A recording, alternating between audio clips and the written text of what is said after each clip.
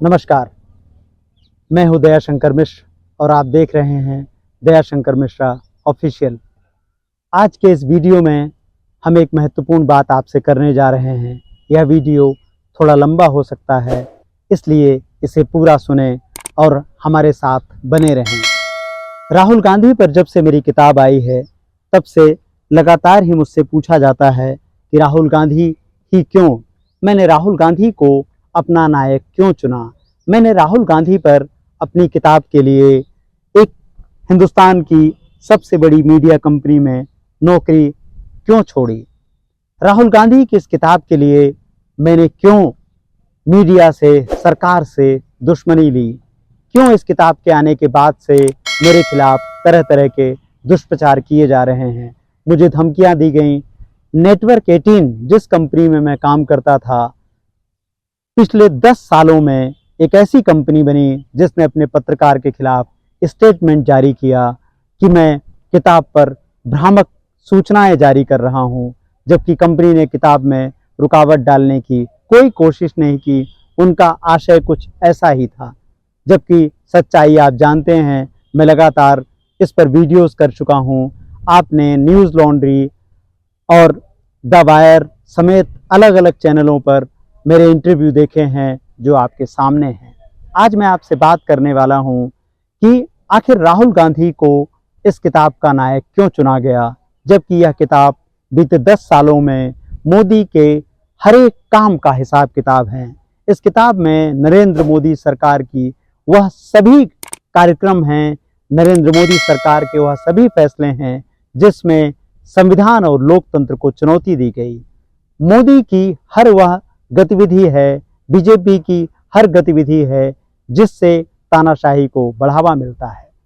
तो आप इस बुलडोजर को देख रहे होंगे और आप सोच रहे होंगे मैं बुलडोजर के पास क्या कर रहा हूं।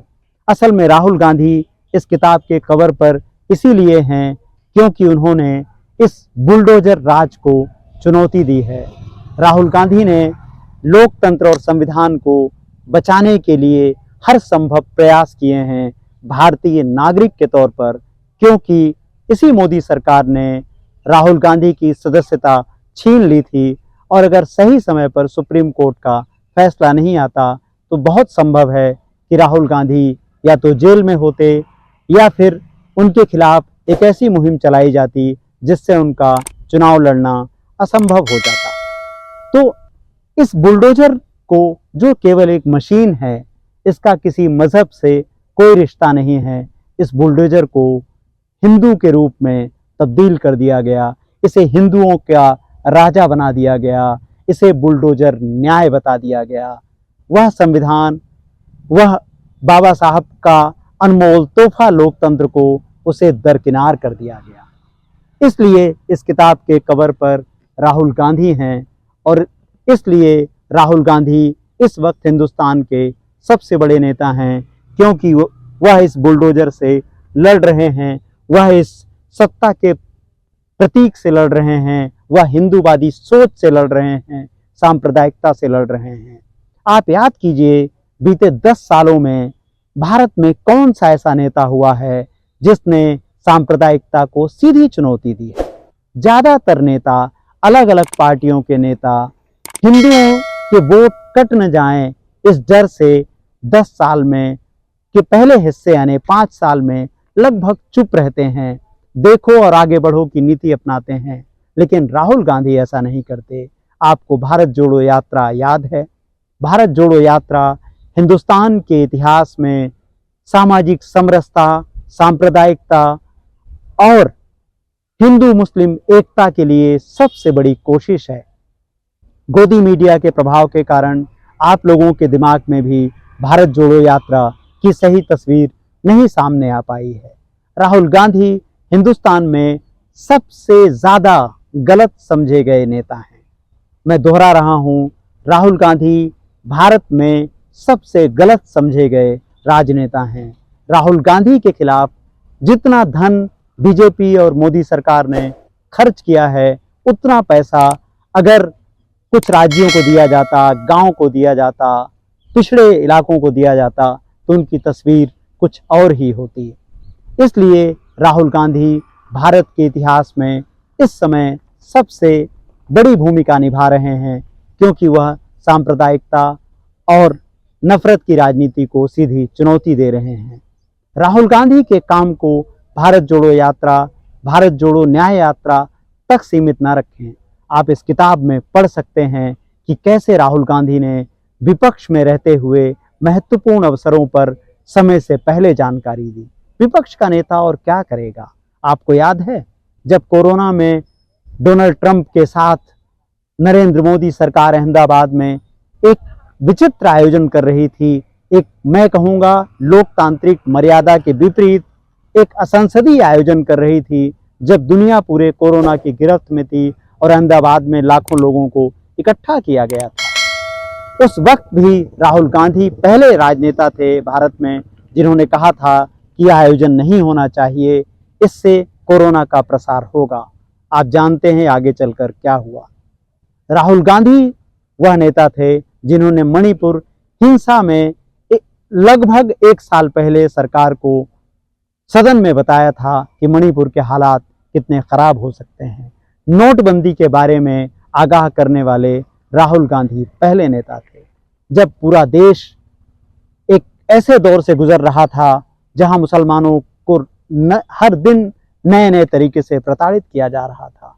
उस वक्त राहुल गांधी भारत जोड़ो यात्रा लेकर आते हैं और देश के 20 करोड़ से ज़्यादा मुसलमानों को यह बोध कराते हैं, एहसास कराते हैं कि डरो मत, डरो मत, डरो मत, हम सब एक हैं, हम सब भारतीय हैं, हमारे अधिकार बराबर हैं, हम सब एक हैं। गांधी की विरासत क्या है, नेहरू की विरासत क्या है, अंबेडकर की विरासत क्या है? यही तो विरासत है। तो राहुल गांधी में नेहरू का एक विजन है देश को आगे ले जाने का। बाबा साहब के सामाजिक न्याय को उन्होंने भारत जोड़ो यात्रा और न्याय यात्रा में खास तौर पर बहुत अच्छे से प्रतिपादित किया है। जातिगत जनगणना, संविधान के लिए संघर्ष और आरक्षण के लिए कमिटमेंट दिखाकर बाबा साहब के सपने को राहुल आगे ले जाते हुए दिखाई दे रहे हैं। इसी तरह से गांधी का जो अहिंसा और हिंदू मुस्लिम एकता की सबसे बुनियादी बात है, आपको गांधी के भाषण याद करने चाहिए। गांधी ने कई बार दोहराया है कि वह आज़ादी के लिए इंतज़ार कर सकते हैं, लेकिन आज़ादी के लिए सच से कोई समझौता नहीं कर सकते हैं, एकता से कोई समझौता नहीं कर सकते हैं। राहुल इसी विरासत को आगे ले जाते हुए नजर आते हैं। अब उम्मीद करनी चाहिए कि राहुल गांधी विपक्ष के नेता की भूमिका निभाएंगे और लोकतंत्र को नई ऊंचाइयों की ओर ले जाएंगे।